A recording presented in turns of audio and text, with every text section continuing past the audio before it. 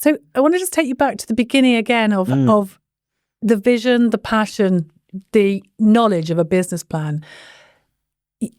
Treehouse Life found a niche. How important do you think it is to find a niche? Yeah, it's so important. It's my go-to word in explaining what we do, that we are niche. I'm super passionate about niche. Back to that passion word, but I'm passionate about niche.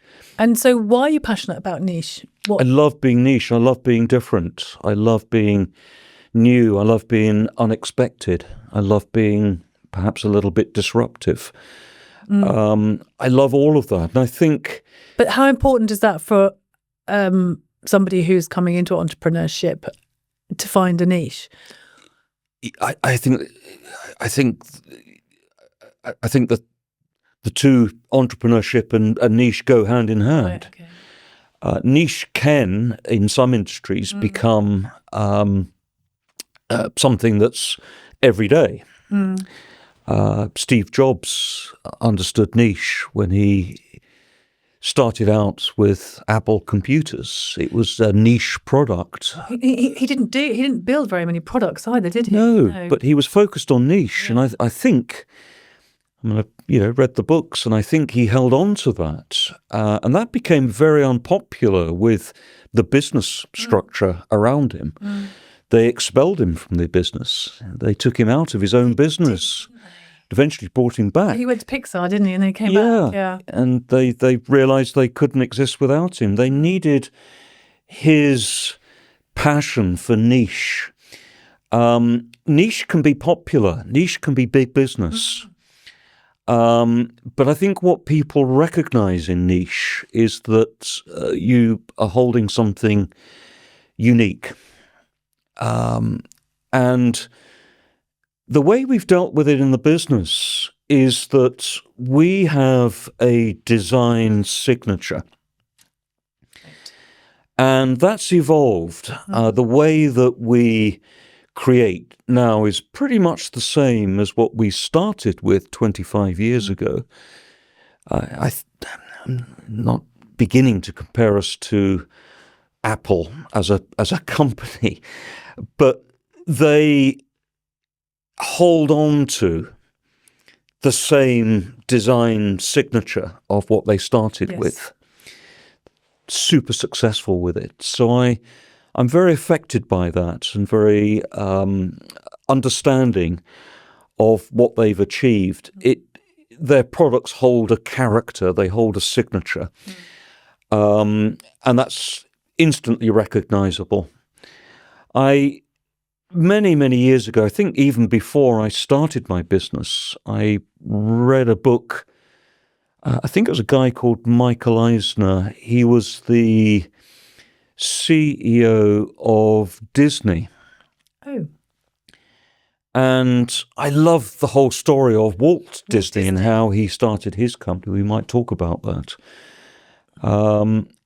And in Michael Eisner's, I think it's Michael Eisner, I think in his book, he talks about how Disney became super challenged because they started to believe that their business model was growing the size of their business by opening theme parks, that they were a real estate company, that they could go around the world and they could open theme parks, and therefore they'd be more profitable and a bigger business. And they lost their way because they discovered that actually wasn't what their business was about. Their business was about a mouse called Mickey. Yes.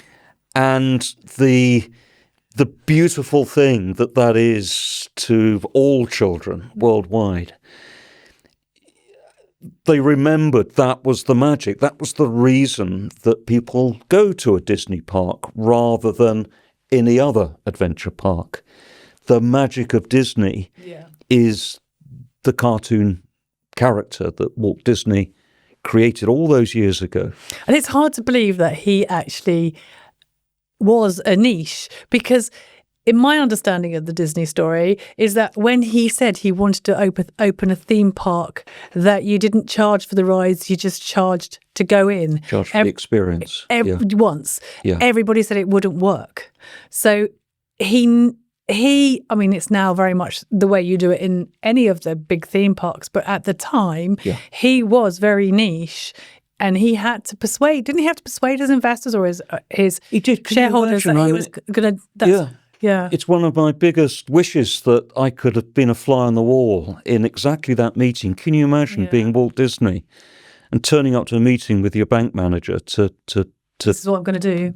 I'm going to have a, I've created these cartoon characters and I now want your investment because I'm going to have a theme park based on those I mean, what a ridiculous conversation for anybody to believe in. Because they just didn't exist back then. No. So that conversation, but he must have delivered that with passion. Yeah. And all these years later,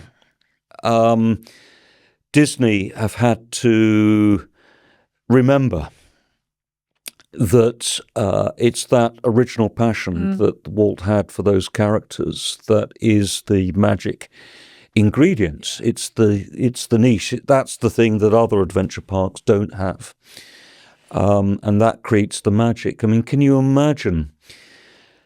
I don't know how many theme parks they have, 5 or 6 worldwide, and that special experience for every single child every day who goes to a Disney park. How wrong would it be if they turned a corner and they see 2 Mickey Mouses? Yeah, that would be awful. It can't happen. No, it can't happen. No. They have to, every single day of every single year in all the theme parks, every child needs to see Mickey Mouse once. Yes. And they have a rotation. They have a rota, don't they, on when Mickey Mouse appears at each particular theme park, which I think is brilliant. It's incredible. And all those children come home and I've seen Mickey Mouse, and that's the magic. And and Cinderella and Sleeping Beauty. Oh, okay. And all of course.